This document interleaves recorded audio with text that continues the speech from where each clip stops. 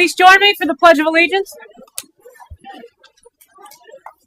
I pledge allegiance to the flag of the United States of America and to the republic for which it stands, one nation, under God, indivisible, with liberty and justice for all. Call the roll, please. Mayor Bailey? Here. Mr. Bateman? Here. Mr. Goodyear? Here. Mr. Hart? Here. Mr. Rory? Here. Vice Mayor Phelps? Here. Mr. Pink? Here. Welcome, everyone. With us tonight, we have our Director of Finance, Mark Medler, Assistant City Manager, Chris Weinich, Clerk of Council, Misty Clark, City Manager, Dave Kennedy.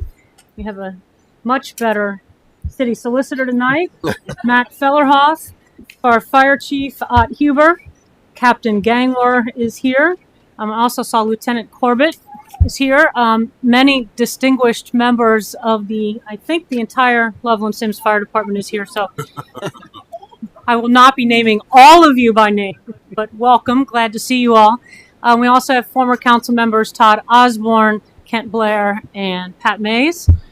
And I think that's everyone. So thank you for being here. This may be the most we've ever had here. No, I can think back to some. Never mind. Never mind. All right.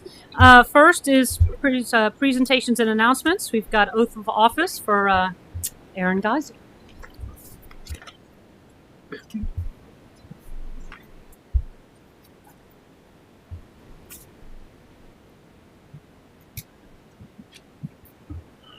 Mr. City Manager, Madam Mayor, members of council, thank you for having us tonight. This is one of those good nights.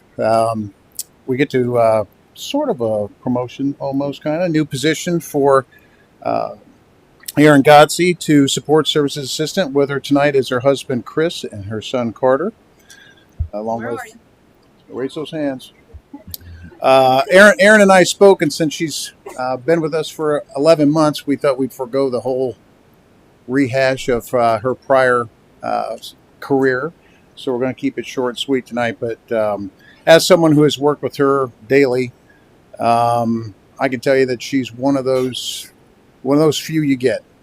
When we hired her, we thought that she was going to be something else, and she's just almost by month kind of goes past what we even thought. She's one of those people that sees a better way of doing things. She not only comes up with ideas, but she brings solutions. She's incredibly adamant about her job and very, very humble.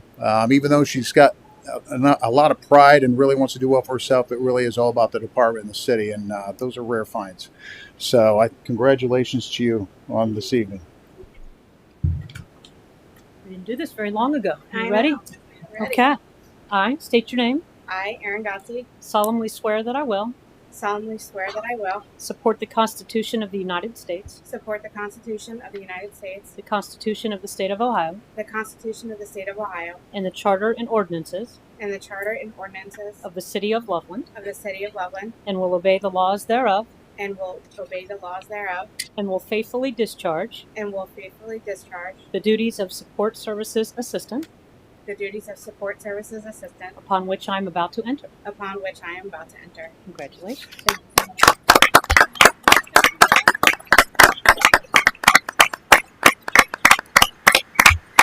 Thank you so much. I'm continued to be honored to serve Loveland in a full-time capacity now. Thank you. We have to do a picture. That's right. A lot of pictures. Congratulations. Congratulations. Thank you. Congratulations. Thanks, Aaron. Shall we do a picture, Mayor? Glad you're here. Should we do a picture? Okay. Congratulations. Congratulations. Congratulations. A silly question. Well, congratulations. Congratulations. We weren't sure if we were going to do a picture. Wait, cue.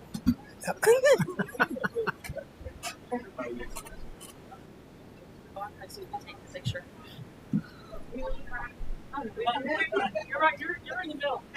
Catherine, let's come up here next to perfect.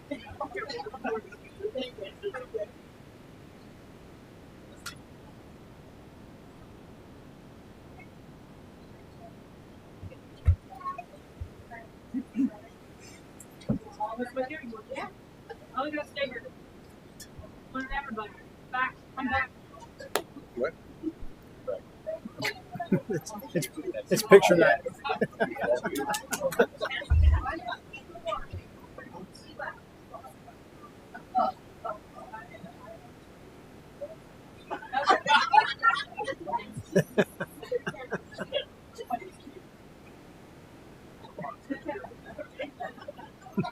We're shaking.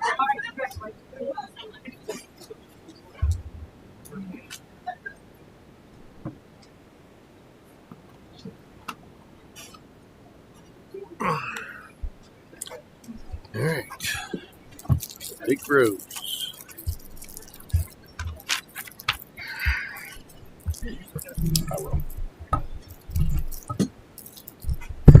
Good evening, everyone. I'm Bruce Hawk. I'm the Executive Officer with the Loveland Sims Fire Department, and we are also here tonight to share some good news. So obviously we have quite a showing with the fire department.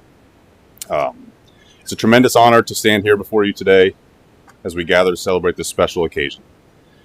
Actually, first I'd like to have Lieutenant Swain, Lieutenant Brown, and Chief Rose step up here, please. There we go. To be promoted in the fire service is no small feat. It reflects not only years of dedication, hard work, and sacrifice, but also a commitment to leadership, service, and responsibility. Today, as we mark this significant milestone in their career, we are reminded of the qualities that have brought them to this moment: courage, integrity, perseverance, and an unwavering commitment to the safety and well-being of our community. In the fire service, leadership is not only about managing teams or directing resources, it's about setting an example. It's about being the person who others look to for guidance in moments of uncertainty, who makes decisions with a clear head under pressure, and who earns the respect of their peers through action and character. You have demonstrated these qualities time and time again. You've shown that you are more than capable of handling the responsibilities that come with this promotion, and you have the trust and admiration of those who serve alongside you. Tonight we are recognizing these members if they've been promoted to their new positions. So first, I'd like to give a little introduction about these members. First is Deputy Chief Jake Rose. Chief Rose is a fourth-generation firefighter, and by his own admission, was born a firefighter. In the world of firefighting, leadership is not just about managing teams or overseeing operations. It is about setting an example, staying calm under pressure, and making decisions that can literally be the difference between life and death.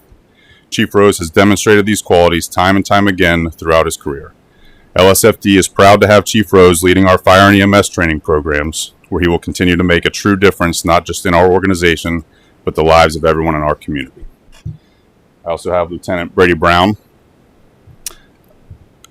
Lieutenant Brown began his career in the fire service in 2015 and has been serving with the LSFD since 2018. What sets Lieutenant Brown apart is not just his courage or exceptional skills, but the commitment to the team. At LSFD, we are family, and we rely on each other in the most critical moments. And we need leaders who are not just strong in the field, but who also understand the importance of camaraderie, mentorship, and support. LSFD is proud to have Lieutenant Brown leading from the front. And finally, we have Lieutenant Aaron Swain. Lieutenant Swain began his career in the fire service in 2011 and has been serving with LSFD since 2018. As a lieutenant, leaders are expected to make quick decisions under immense pressure and ensure the safety of both their crews and their customers they are sworn to protect. Lieutenant Swain has demonstrated many times over with the ability to critically think during stressful incidents and that have resulted in positive outcomes for the residents of the City of Loveland and Sims Township. LSFD is proud to have Lieutenant Swain leading in this well-deserved position. On behalf of everyone here, I want to say how grateful we are for your service and how excited we are to see that you will accomplish in this new role. As you accept this pin today, know that you are not only wearing a new rank, you are carrying the weight of our collective trust, confidence, and support. To your families and loved ones, we thank you.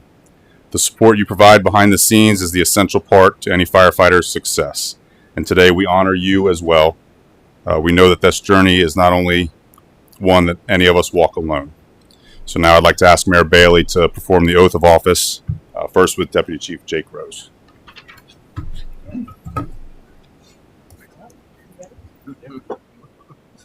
I state your name.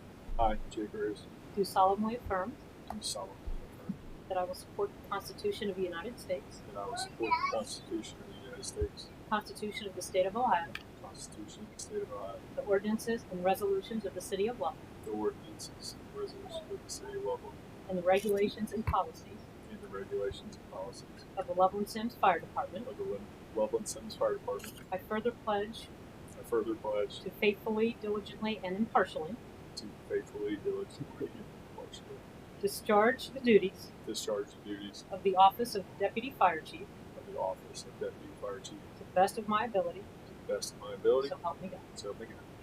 Thank you.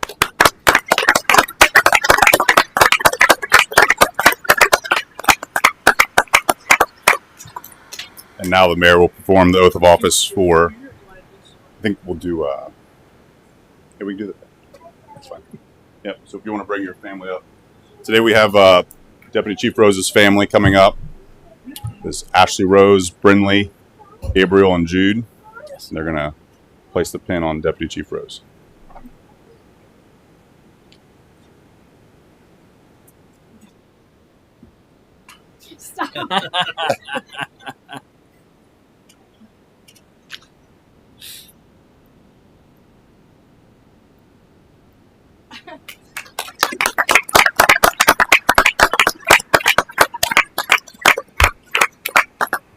Now she'll do the oath of office for Lieutenant Brady Brown and Aaron Swain. Ready? I state your name. I, Brady Brown, Do solemnly affirm I solemnly affirm that I will support the Constitution of the United States, I will support the Constitution of the United States, the Constitution of the State of Ohio, the Constitution of the State of Ohio, the ordinances and resolutions of the City of Loveland, the ordinances and resolutions of the State of Ohio, and the regulations and policies and the regulations and policies of the Loveland Sims Fire Department. of the Loveland Sims Fire Department. I further pledge I further pledge to faithfully, diligently, and impartially to faithfully, diligently, and discharge the duties discharge the duties of the office of Fire Lieutenant of the office of Fire Lieutenant to the best of my ability, to the best of my ability. so help me God. So help me God.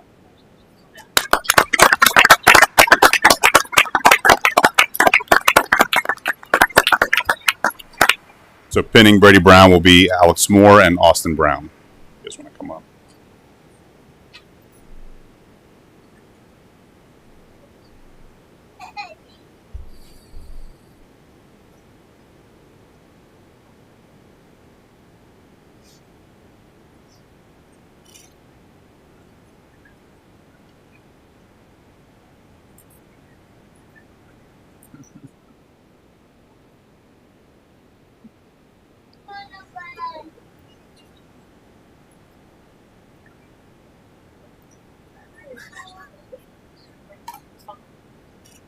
Yeah, can you, oh, that's right. Yeah. Sorry. Pinning Aaron Swain will be Mia Swain and other kid. He's got all of his kids here: Jace, Jax, Reese, his mom Chrissy, and his sister Bailey.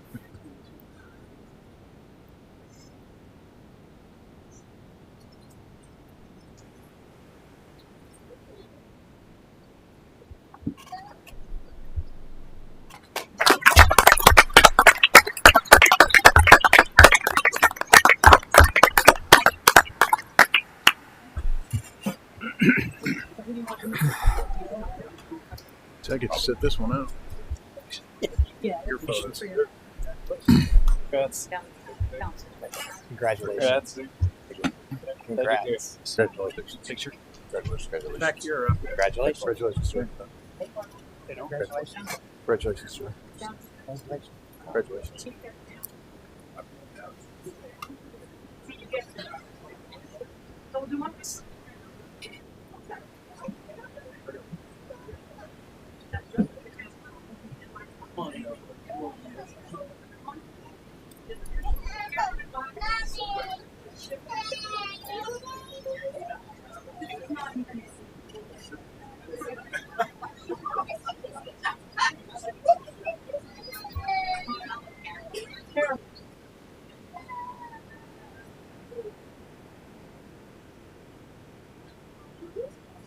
Okay, all right, you want to do just a family one here? You want us here? We want to.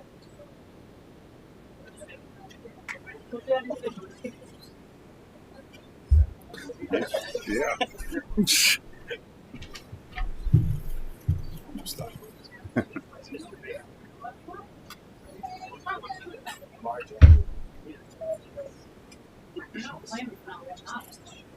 You know,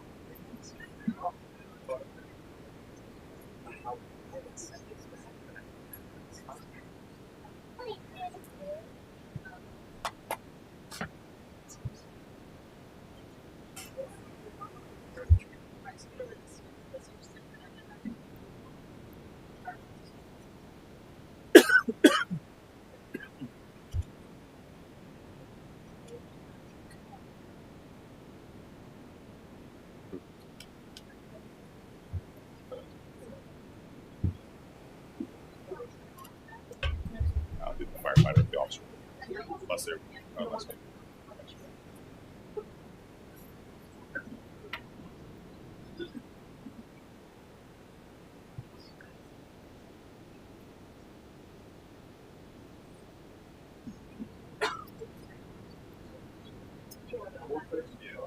Hey, it's your night. Huh.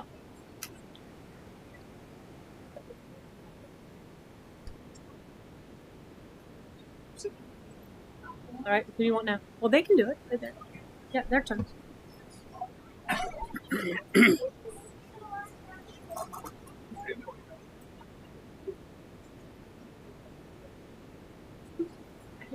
All right, then I'm leaving. this. Yeah, I'll wait.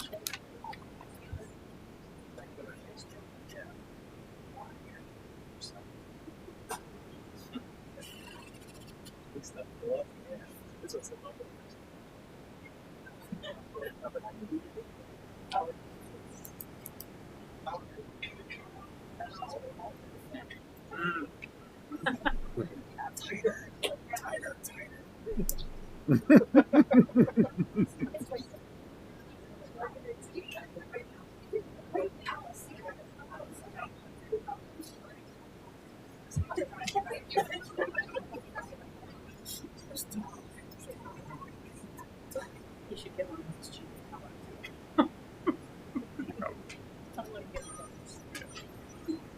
No, he doesn't want it. He doesn't want it. He's not thinking about it. Yeah. That's it. Yep. Yeah, it works.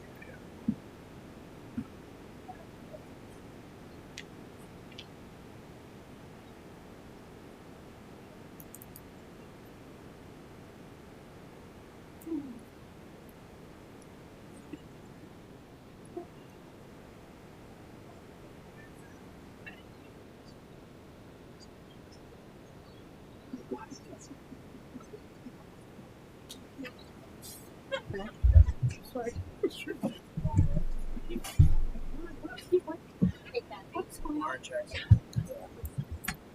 Barney, I think they're Barney shoes. That's his name. Kathy Jackson. Mayor Bailey. Yeah. Reading. My what? Yeah, but he's doing this first.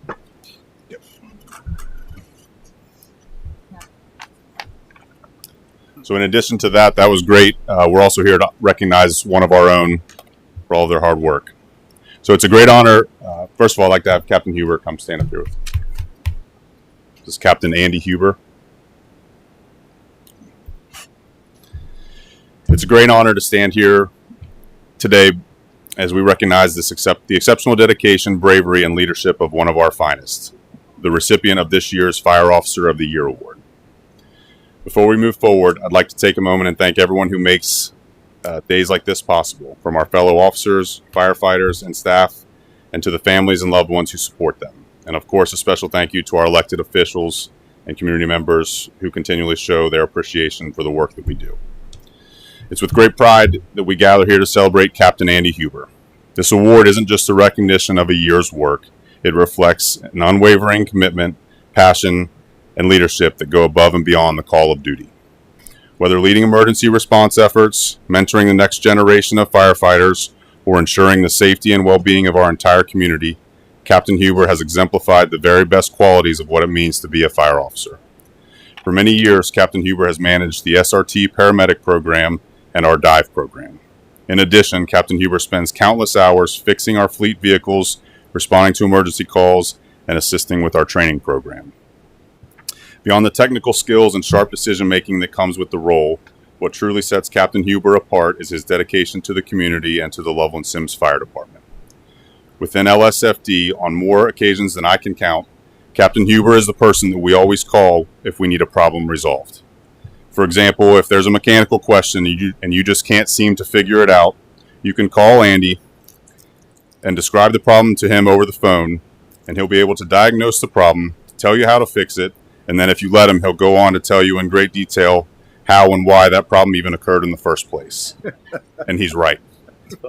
So whether in his commitment to always going the extra mile or his detailed knowledge of a wide variety of subjects, Captain Huber inspires all of us to be better, to push harder, and to never lose sight of our mission.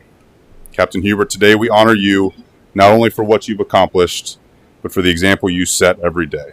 Your dedication to the craft is a clear reminder of why we do what we do. On behalf of LSFD, the community, and your peers, thank you for your service. Congratulations on being named Fire Officer of the Year, and we have a bell for you to present to you. So, say, commemorative bell, and you can hold that. And it is quite heavy, isn't it? So, with that, if Andy would like to say anything. Thank you.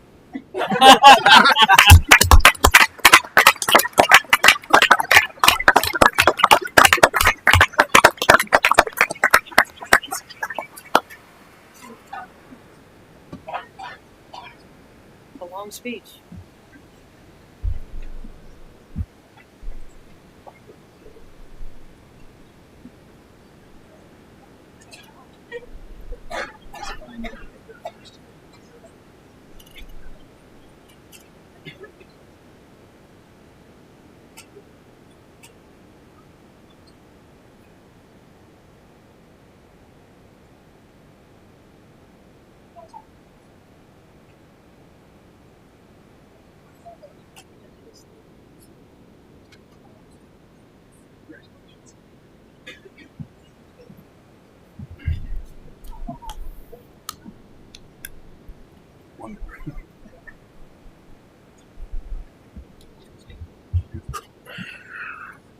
Isn't it?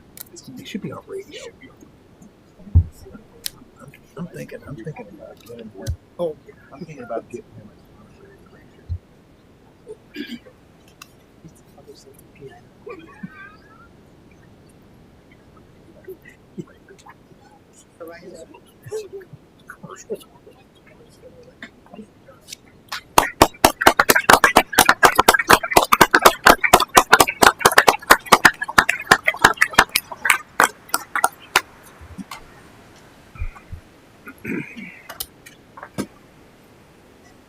I have one more thing. We're going to bring Deputy Chief John Fry and Captain Aaron Bird from our Northeast Communications Center up.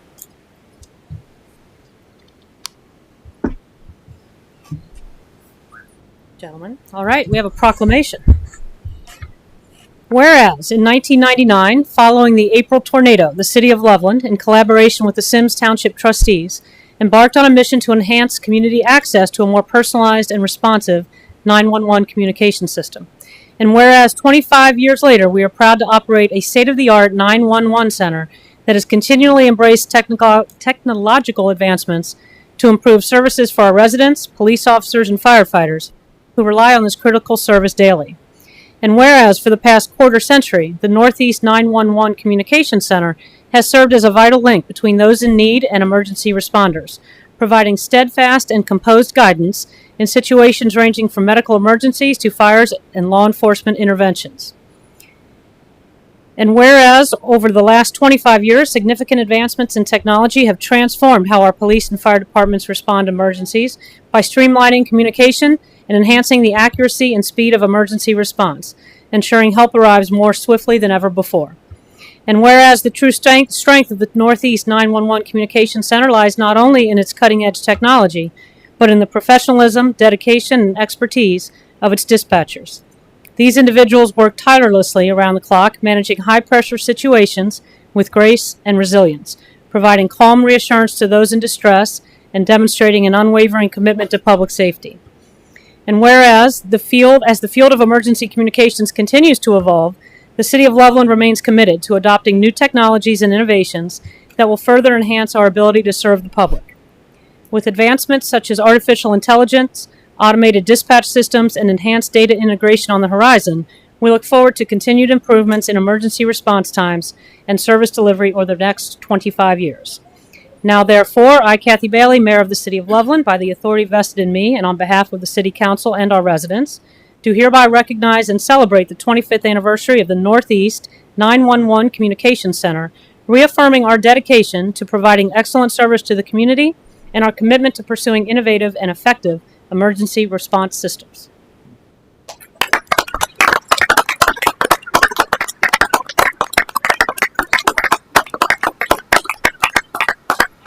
To say anything, or they were told not to say something, but we're just going to go right to a picture.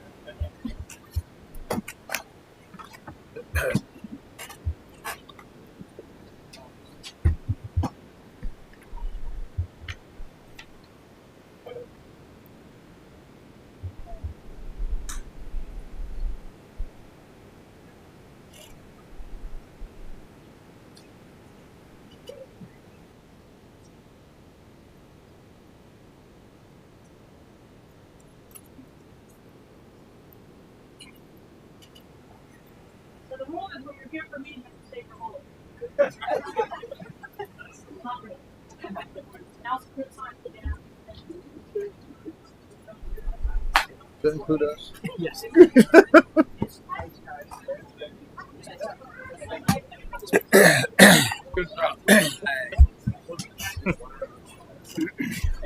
That's a clever. No, it sure does. Vivid memories.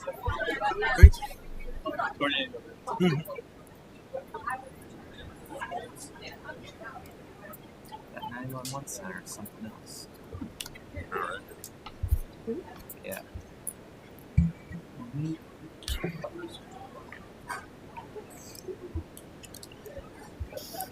Were you at OU?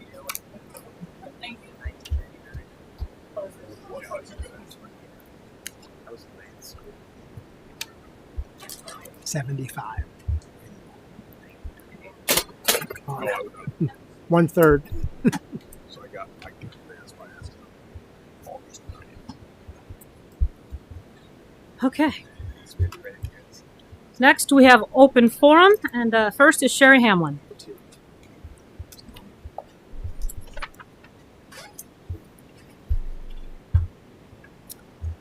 Hello, Sherry Hamlin, 118 Cannonade Drive. I appreciate the opportunity to speak with you tonight about an important issue concerning the future of our community, specifically the fate of 200 Railroad Avenue. The building's owner purchased the property in March of 2024, 6 years after the Historic Preservation Committee was created in 2018. This timeline is important because it shows that the owner was aware, or should have been aware, of the historic preservation guidelines in place at the time of purchase. Ignorance of these rules is not a viable excuse. At a recent committee meeting, the owner presented a repair cost analysis which they claim justifies why renovating the building is not cost effective. The total cost cited for ownership and repairs was $428,380. It caught my attention that $36,300 of this amount was for payment to themselves for general contracting fees. Isn't this just moving money from one pocket to another to elevate the amount? If we remove that $36,300, the actual cost of ownership and renovation drops to $392,350. Even if we accept the owner's full amount of $428,380, is the owner suggesting the property isn't worth this amount? A nearby home at 210 Carl Brown Way sold for $560,000 in September of 2020. And as we all know, real estate values in Loveland have increased since then. Furthermore, this repair cost analysis was submitted by the owner, which raises concerns about a potential conflict of interest.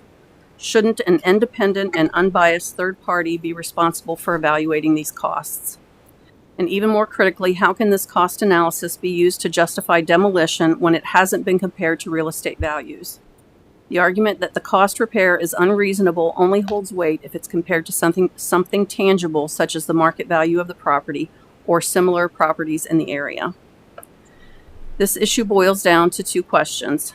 First, is there historic significance to the building? There are several individuals who have been trying to answer this question. But why isn't the owner of this responsible for conducting this research? shouldn't the onus be on the owner to bring forward an analysis of the building's history rather than relying on private citizens to visit the recorder's office and pull records? And even if we assume for a moment that the building lacks significant historical value, shouldn't we at least do the homework before deciding demolition is the right course of action? I agree that not every old building needs to be saved, but we should not rush to tear something down before we establish all the facts. Second, assuming the building is demolished, what replaces it? A large apartment complex is not the answer.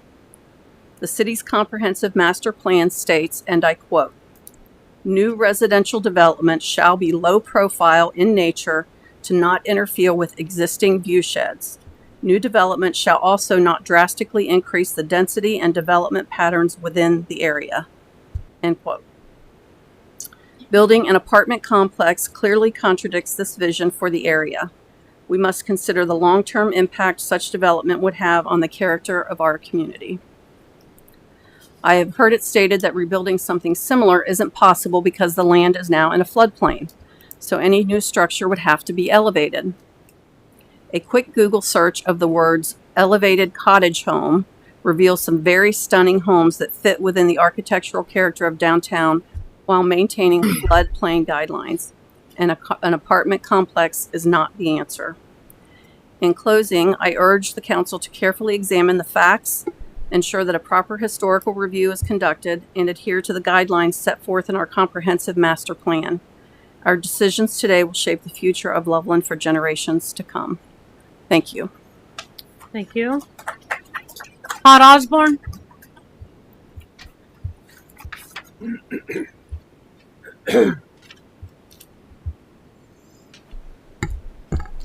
Good evening, Council. Todd Osborne, 1100 Sunrise Drive. After recently attending a few Historic Preservation Committee meetings, I believe that there is a procedural issue that only the City Council can address and modify. In its current meeting format, an applicant can file requests to demolish a currently protected building within the historic downtown district, be given the opportunity to speak, answer questions, and a decision can essentially be made at that same meeting. Unless the public has read in detail the posted committee meeting packet, which sometimes is not made available publicly until 3 to 5 days prior to the meeting, the only time the public has any opportunity to comment on an application is within the open forum portion of that same meeting. Prior to the application introduction with questions and answers under new business. Many times, like the recent meetings, information is disclosed that wasn't made public within the application. If incorrect testimony is given or there is missing information that could impact the committee's decision, the ability of the public to question, give input, or give support is not currently available. The public is shut out of the process. I suggest that any application submitted to the Historical Preservation Committee be subject to introduction under new business with discussion, and then at the next meeting, the subject matter be returned to the table under old business for further discussion and vote, or be tabled for additional information. Planning and Zoning does this, and Council does this. This will allow the public to have sunshine on the matter, allow the committee members and city staff time for research, if need be, and not be pressured into making a quick decision without all of the facts presented. After all, they have up to 180 days to make this decision on demolition.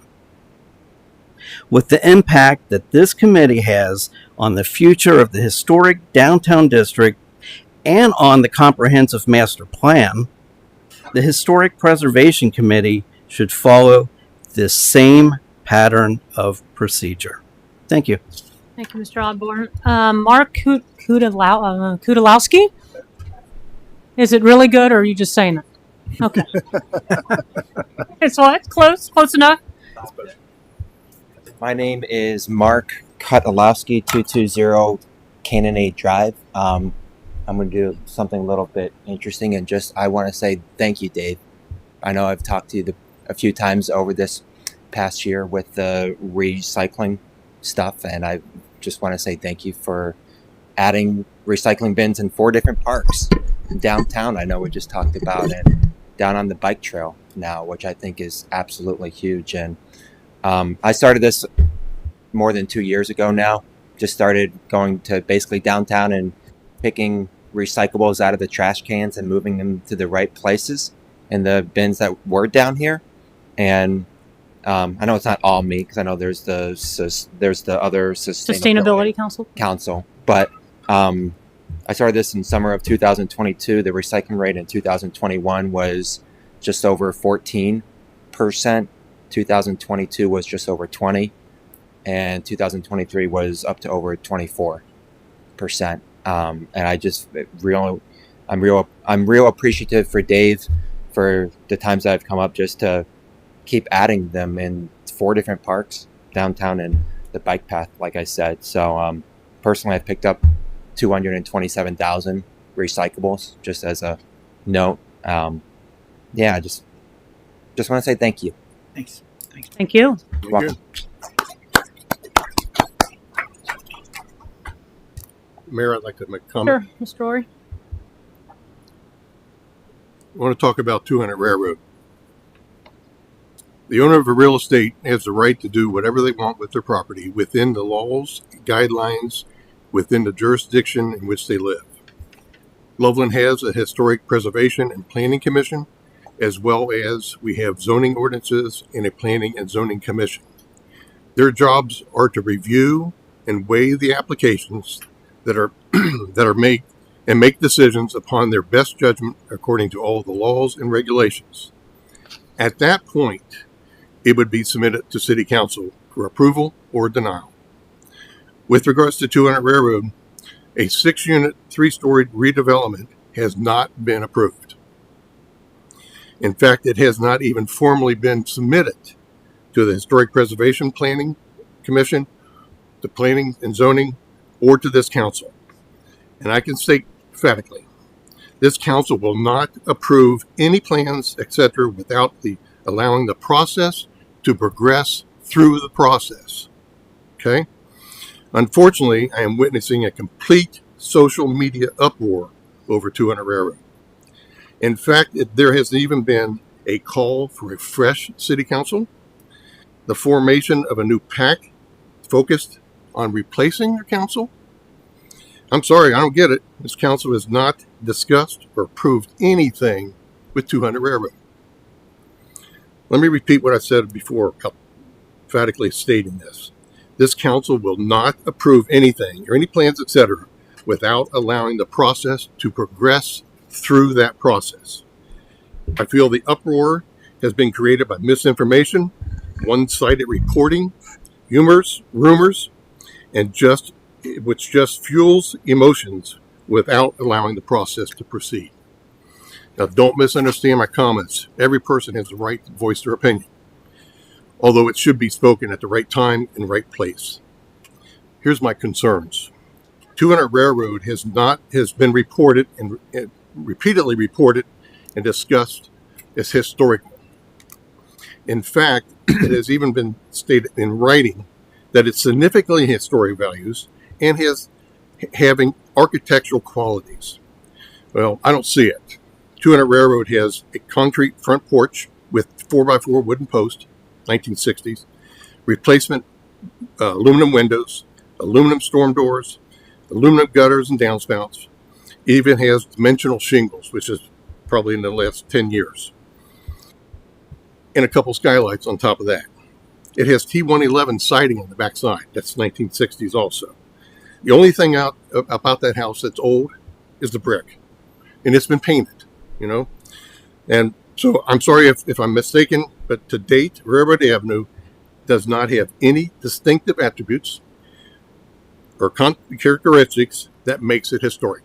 Nothing. Yes, I understand 200 Railroad is in the Historic Preservation District. The house is old, but that does not necessarily call it historic. Bottom line, this council, the council that the residents of Loveland voted in 2017 and up to the present, have led this community in a very positive manner.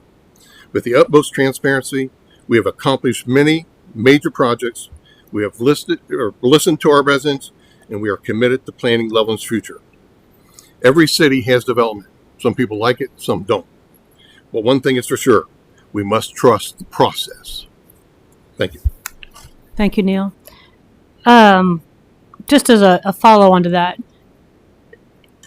all of us up here appreciate community input. I mean, we make our best decisions when we get community input, but I think process is a fair thing to talk about. I think the demolition of that building, we can agree to disagree. We can talk about whether it's the right decision. I think that's a fair thing to talk about. With regard to process, I know we've had internal discussions after this that maybe there needs to be a different way of getting the feasibility study. The problem, though, with the owner getting it would be the same if we had the owner tell us the historical value. I mean, that would cause the same problem. So you can't really put that on. So there's things to think about. I think that and we're doing that as a result of this, looking at processes and how we can do this better. Sherry, I'm not meaning, it's going to sound like I'm calling you out, but I'm not. I'm talking mostly about what I've been seeing, which is just this firestorm on social media about the apartments that are going to go there when that house comes down.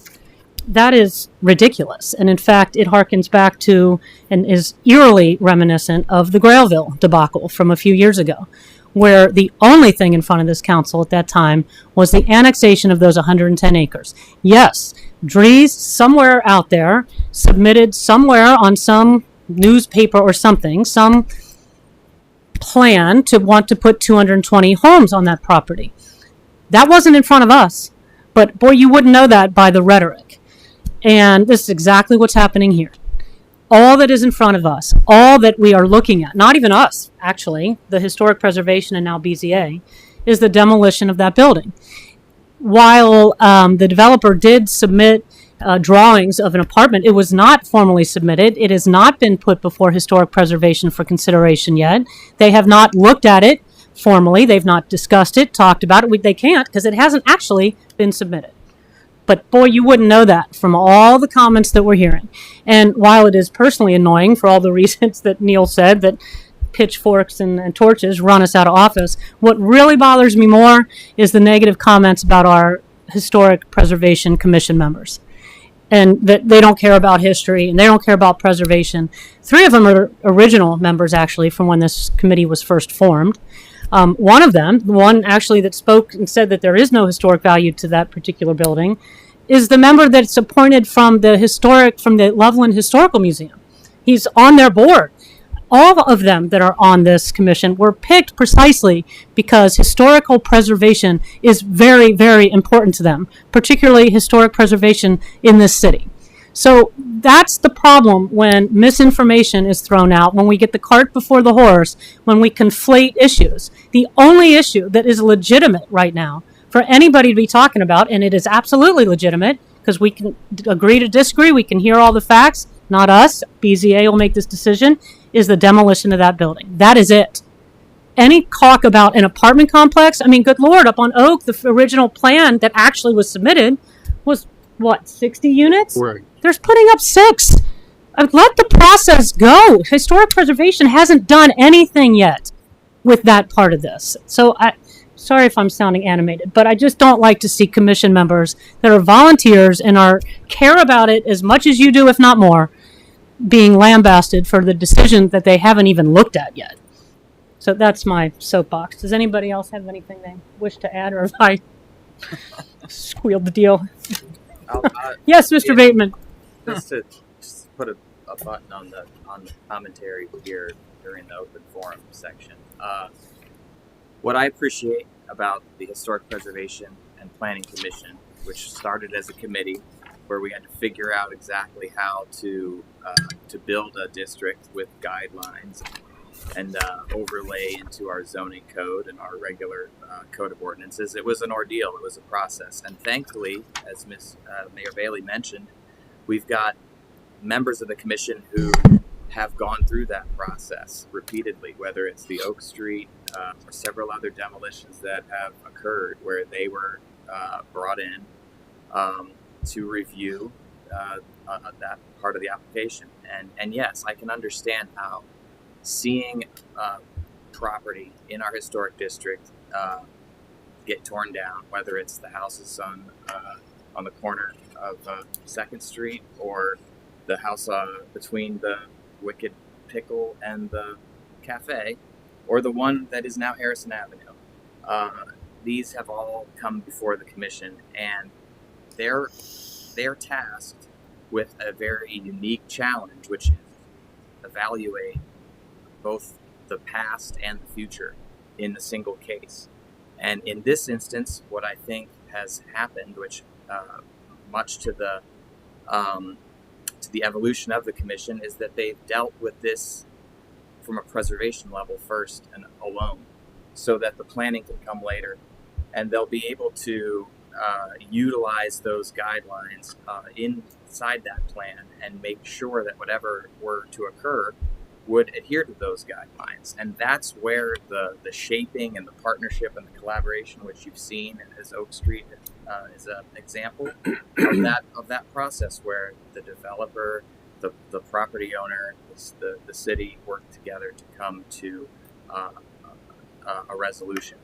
And I do find it challenging to read some of the comments that go in public forums because it's difficult to recognize the 8 years of evolution that goes through this process. You can't really condense that in a post or a comment, and so I'm glad we are taking a little time to sort of try to parse through this a little bit. I'm a big believer in the process that we have in place. I think that it has served us well as we have been on council, and that I think it will again in this instance. And as long as we continue to address this with the kind of discourse that promotes civility and understanding and recognition that yes, the deed holder wants to make a change to their property, right? And in most cases, their rights are going to maintain with them in that deal. But that doesn't mean that there are other community members that don't have a sense of ownership over that. And so that's going to create a lot of passion. And so it's on display here tonight from behind the desk. And I think that's because we all are living this, as is the community. But we've got to trust the process and let the folks that are in the position to deliberate, to make decisions, allow them that grace and opportunity to do so without changing the rules midstream or doing anything that might jeopardize what could potentially be another evolution in the future of our commission, of our government, and our downtown historic district. That's all I gotta say. Thank you. Anyone else? Yes. I just want to say that I do support what you said, Mayor Bailey and Councilman Ori and Councilman Bateman. I think that, I think everyone here, and most people in Loveland, I can't say everyone, but I certainly appreciate the historic nature of downtown and the way that, the kind of hometown feel we have is something that everybody appreciates. And I certainly understand why people very much want to, within reason, maintain things the way they are.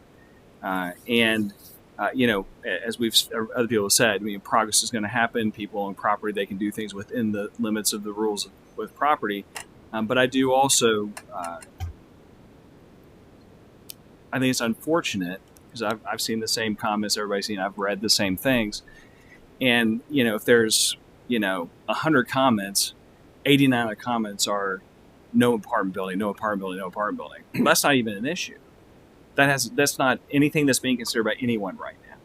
And so when posts are made with pictures on apartment building, conflating these things, and kind of creating a lot of emotion over something that's not even really an issue, it's concerning, because I think that, as everyone else has said, I think it takes away the opportunity for people to just sit back, see how the process works, see what the outcome is, and then if you don't like the outcome, you want to challenge the outcome, do that then.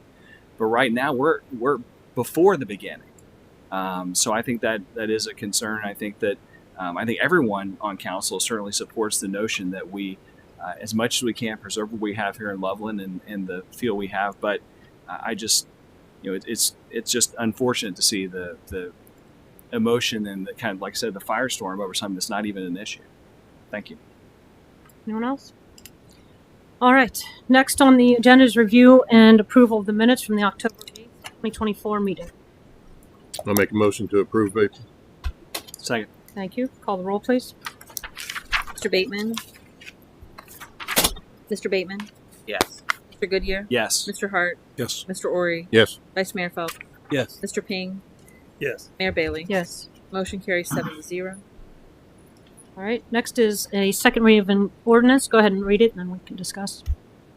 Ordinance amending Loveland Code of Ordinances, Chapter 111, Schedule of Fees, Fines, and Other Charges to revise fees charged for water and stormwater utility services. Thank you. Is there any further discussion on this ordinance? Call the roll, please. Mr. Goodyear? Yes. Mr. Hart? Yes. Mr. Ori? Yes. Vice Mayor Phelps? Yes. Mr. Ping? Yes. Mayor Bailey? Yes. Mr. Bateman? Yes. Ordinance 79 is adopted by a vote of 7-0. Mr. Medler? Thank you, Mayor and Council. Before you tonight is a housekeeping item. So, as you may recall, over the summer, the city passed what's called the tax budget, which is an initial estimate of revenues that we'll be receiving in the upcoming calendar year. So, after submitting that to Hamilton County, which thankfully we only have to submit one, since even though we're in 3 counties, Hamilton County offers us the ability to submit all our information to them.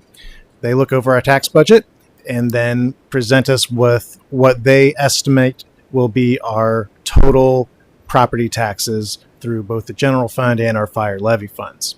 So all we're doing here is accepting their estimates, and we will use that for our 2025 budget, which we will be presenting to you in I think in November.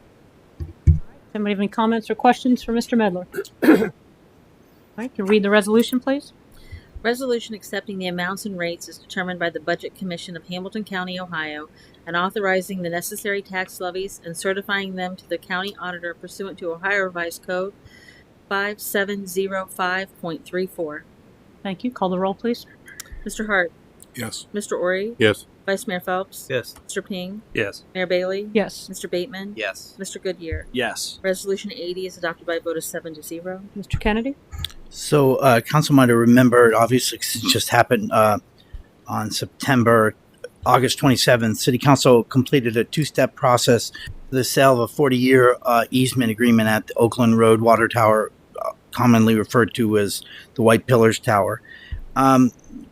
That deal, from the time Council approved that on August 27th, we did the closing on September 20th. The funds were received by the city on September 23rd.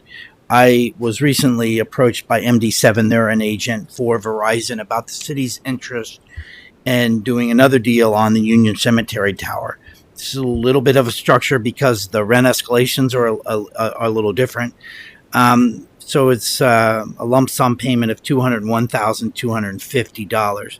The city's current lease with Verizon at the Union Cemetery Tower was approved in 2019.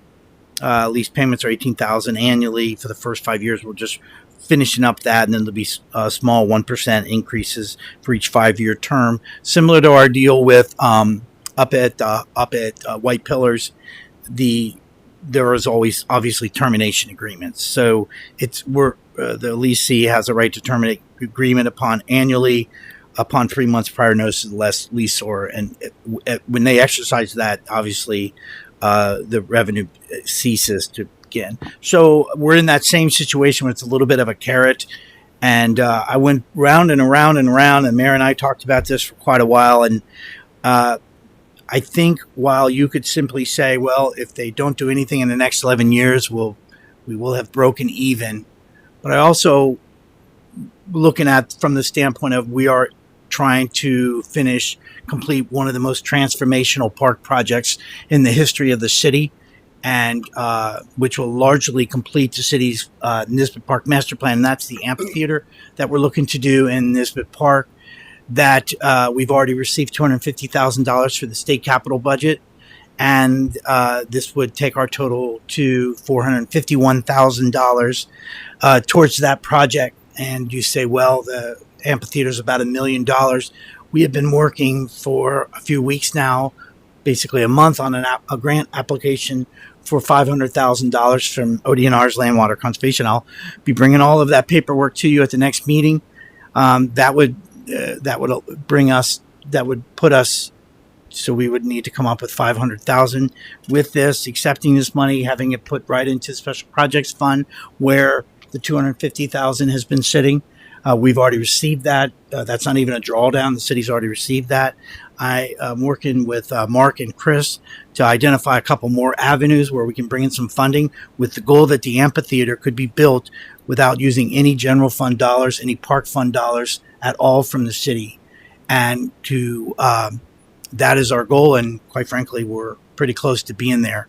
We actually have identified another $50,000 that we may be able to utilize into this program. So to be able to complete a project that would bring this region, actually, an outdoor musical venue that is really something special, really would increase tourism. I will be honest with you, this project was included in our large Appalachian grant program that we did not receive.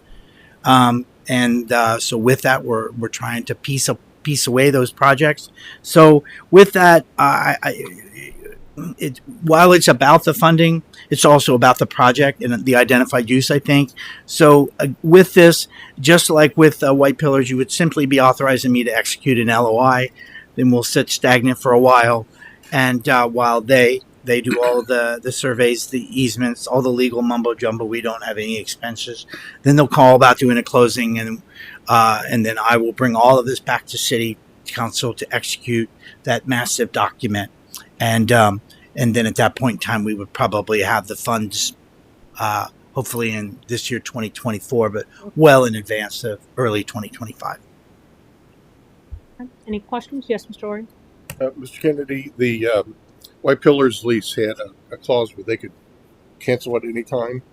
Does the union cemetery? Yeah. Same thing. Yeah, our current lease with them, our current lease with Verizon allows them to cancel our lease. We're beyond the 5-year term literally as we speak. So at this point in time, every year with 3 months notice, they can cancel our lease, and that ends it. The question is always, is the technology changing to the point where towers may not, it may very well not be for after 11 years. But if you're essence getting a 0 interest loan towards completing a transformational project, that could be the difference. And not impact other projects in the 2025 CIP. That's a big part of it. Sure. Thank you. Any other questions, comments? Yes, Mr. Hart. Sorry, Vice Mayor. I would continue to bang the drum on this project where this money is being earmarked for. This is something that has been something really important to me personally for a long time, and working with people in the Parks Commission with Lisa Friedman and Sherry over the years, trying to get this project not only started, and now seeing Mr. Kennedy and city staff getting so close to finding financial ways to finish this up and get us ready for all of the fun things that we do in this city, and calling it a transformational project. I honestly, I'm not even sure if that does it justice.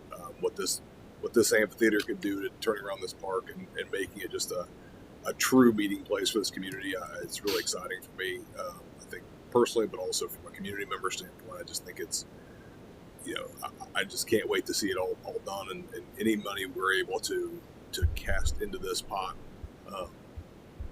I think it's just such a huge opportunity, and so important from a community standpoint that I think this is phenomenal. And probably when he brings the paperwork back next week, I'll probably bang the drum again, because this is just such an incredibly important project for the city, in my opinion. Thank you. Vice Mayor?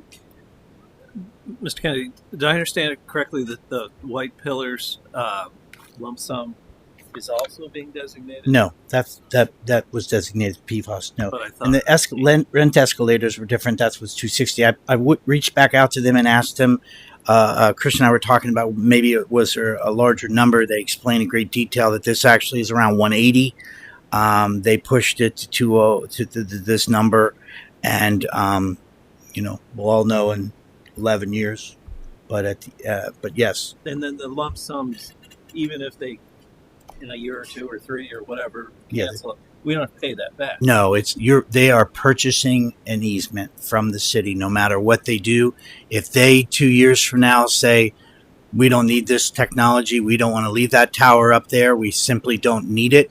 We're at 5G, 6G, 7G. Maybe there's satellites that are there. There's obviously the technology that someday our cell phones will be out of satellites. That money is ours. Nothing changes. That's pretty ironclad in the easement. But at this point in time, it's just an LOI. Thank you. Anyone else? All right, go ahead and read the resolution. Resolution authorizing the city manager to execute a letter of intent with MD7 for a telecommunications easement at the Union Cemetery Water Tower. Call the roll, please. Mr. Ori? Yes. Vice Mayor Phelps? Yes. Mr. Ping? Yes. Mayor Bailey? Mr. Bateman? Yes. Mr. Goodyear? Yes. Mr. Hart? Yes. Resolution 81 is adopted by a vote of 7-0. Mr. Kennedy? The next item on the agenda, if council would permit, I would just like to table that for now. All right, I'll move to table. is there a second? Call the roll, please. Vice Mayor Phelps? Yes. Mr. Ping? Yes. Mayor Bailey? Yes. Mr. Bateman? Yes. Mr. Goodyear? Yes. Mr. Hart? Yes. Mr. Ori? Yes. Motion carries 7-0. Mr. Kennedy? So on July 23rd, City Council adopted a resolution, actually 2024-60, accepting a USDA loan resolution, the amount of $8,307,000. I think City Council, Chief Huber, Mark Medler, we all committed that while that carrot of taking all the funds is available, that we would try to make sure after bidding, once we have a contract, that we would reduce this loan and obviously the corresponding debt service to the absolute minimum. Based upon the construction contract that City Council recently approved with Graybach LLC on October 8th, we have gone to great detail with Chief Huber, Chris, who will be spearheading. Chris and Chief Huber will be overseeing a large part of this project operations, and it's quite a game. It's quite a challenge that we had to come up with a number that would not inflate the future debt service, while certainly make sure that the city has more than adequate funding to complete this project. We weighed things back and forth, and at the end of the day, we feel that $6,424,000 is a good number. That should give us plenty of cushion. Any additional funding left over to balance can be used towards the debt service payments. We will have a debt service payment in December 2025. It'll be an interest-only payment based upon how much is drawn out, so I almost can't even budget for it. But this is a good number. Well, since it's a significant decrease, the USDA has asked me, and this is almost like Mark, this is a bit of a housekeeping item. They want the loan resolution to the amount. But the city chose not to do interim financing. Interim financing we would have got a loan for the length of the project. We would have spent X. We would have then went to USDA and said, okay, pay off our loan for X. The problem is that those were high interest. It was beginning to deflate. It was sort of deflating the charm of the USDA loan. So with that, we were all in. This is savings to the city, but this number had to be accurate. And we think, Chief Huber and Chris, that this is a good number. All right, any questions, comments? Chief, you good? Did you get it all right? Yeah. Okay. All right, we'll go ahead and read the resolution. Resolution of the City Council of the City of Loveland authorizing and providing for the incurrence of indebtedness for the purpose of providing a portion of the cost of acquiring, constructing, enlarging, improving, and or extending its construction of fire station facility to serve an area fully within its jurisdiction to serve. Thank you. Call the roll, please. Mr. Ping, Yes. Mayor Bailey, Yes. Mr. Bateman, Yes. Mr. Goodyear, Yes. Mr. Hart, Yes. Mr. Ori, Yes. Vice Mayor Phelps. Yes. Resolution 82 is adopted by a vote of 7-0. Kennedy? So this particular grant application the city's working on is one of the more competitive. And as we go through every aspect of it, there's public output is a significant part of it. I was actually talking to Lisa today from the Parks and Rec and recalling some of what the city did when they wrote the Nisbet Park Master Plan, because we were actually in the middle of a pandemic. And we were thinking back on that, and Krista was going through all the Facebook posts. The amount of work that this city did to outreach to the public when that Nisbet Park Amphitheater Master Plan was done, I believe Mr. Hart was on the Parks and Rec Board at the time, was pretty significant. And she reminded me that we also had the high school students came down. And because the ability for the Parks and Rec Board to not allow the pandemic to discourse the ability to get public input was pretty significant. And then these kids came, if you remember, Lisa, and they put QR codes all around the park. So you were able to go up to your phone and say, what would I like to see in Nisbet Park? So while I can answer the question regarding public input on the park portion of it with glowing, I would think they tell you how you're going to get scored. There's another aspect of it I'm trying to do, which is the public input for the submission of this grant application. There's a tie to it because the city obviously, you said you wanted an amphitheater. We're applying for the amphitheater, but we're just going a little step farther. And since City Council will have the legislation, which will be the authorization to submit the application and the commitment of the local match that we hope that will be fully funded with non-general fund dollars, we thought that this would allow, by bringing this forth to you, I would allow Krista. I don't really think we need a formal public hearing per se. That doesn't necessarily run. We did I did run a notification in the newspapers called Notice of Intent to Apply. Krista will be putting out. So this was just sort of an invitation to the public that City Council has sort of open forum for November 12th for any thoughts about the submission of the application. All of this will be added. Ms. D will put out the minutes about as quick as she's ever done because the application is due the 15th. And we just received the full engineering cost estimate last night from KZF Design, and it is right where we want it to be, $1,000,004. That's right where we are. You say, how's the amphitheater? Well, the amphitheater, this includes a significant retaining wall, and how the vision of this amphitheater is that it'll be in the backdrop of the Little Miami River. So it's pretty special, but there's a retaining wall, there's a pathway, and a few other things. So that's all this is just Krista can come out tomorrow and say, City Council has stated that, going to welcome an open forum on November 12th. Any comments on the submission of this application? Yes, I'm dotting I's and crossing T's, but public input is obviously important. All right. Any comments or questions on that? All right, Mr. Medler. Thank you, Mayor. So before you is the third quarter financial results for year 2024. So we've been talking the last couple about income tax coming in a little bit slower than the year before, and that is continuing to be the fact. Right now, looking at income tax finishing the year about $6.6 million. So I think we're in a good shape to absorb that. As we mentioned, there's been a lot of projects that didn't come to pass this year. So one of the expenses to the general fund is making a yearly transfer to the special projects fund.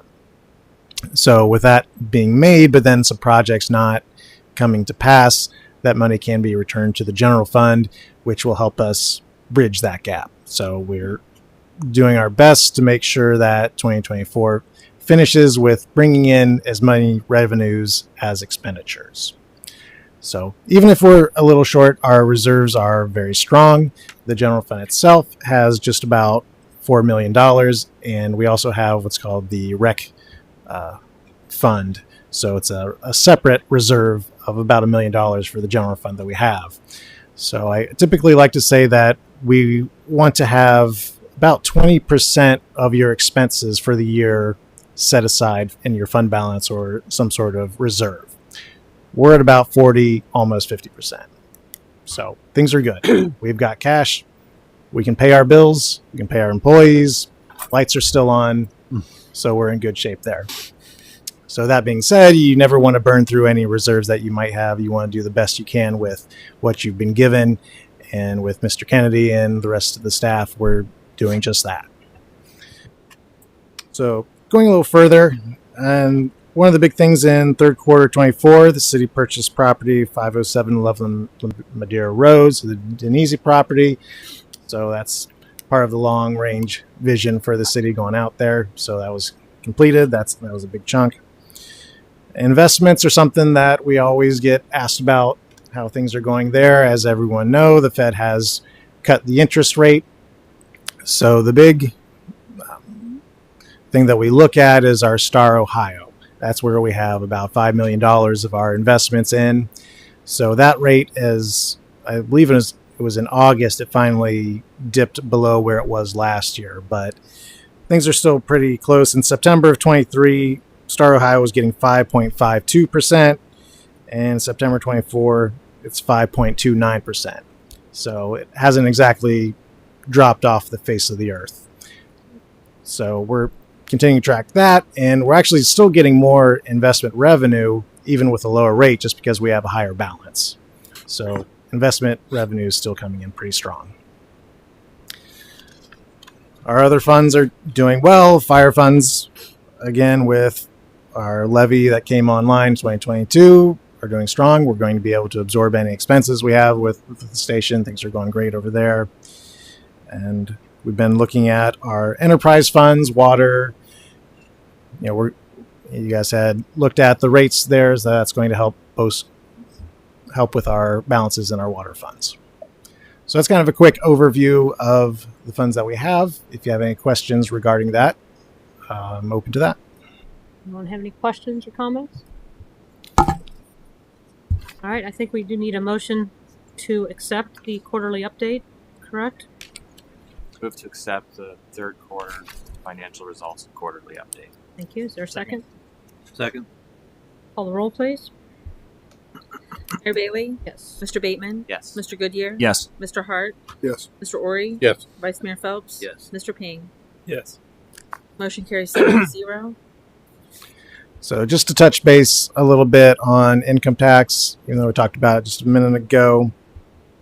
For our income tax, there's three separate elements to it. There's withholdings that businesses do for their employees, the business, which is the business net profits for those businesses, and individual filing. So our withholding section is doing very well and is actually increased, but our net profits and individuals are the ones that have been lagging behind. I think mostly just because people are going back into offices, not as many people working at home. There are certainly some people that, their paradigm has changed forever and they're happy working at home. They can do that, but it's not quite of the high that we got in 2023. Any comments or questions on that report? All right, thank you, Mr. Medlin.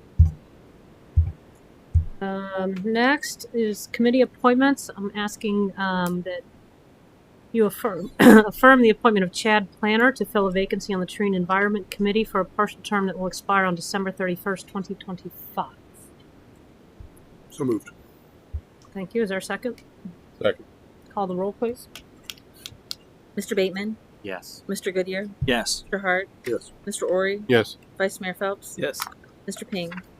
Yes. Mayor Bailey? Yes. Motion carries 7-0. All right, announcements. If you reside within the city of Loveland or Hamilton Township limits and you have a loved one living with a disability or special needs, you can request an officer visit. The Candy Police will deliver candy or a special treat on Thursday, October 31st from 5 to 8 p.m. If you would like to sign up, you can contact, it is lpdrecords@lovelandoh.gov or 513-583-3000 through Friday, the 25th of October. Our trick-or-treat hours are on October 31st, Halloween, 6 to 8 p.m. Our offices, Election Day is Tuesday, November 5th. We will be open, but this is a polling site. We will be closed on November 11th for Veterans Day. Going back to November 2nd, Saturday, we will be holding a groundbreaking ceremony for the new Fire Station 63 on Saturday, November 2nd at 11 a.m. at 220 East Loveland Avenue. Parking will be available at the East Loveland Nature Preserve, so we welcome anyone to come and be part of that.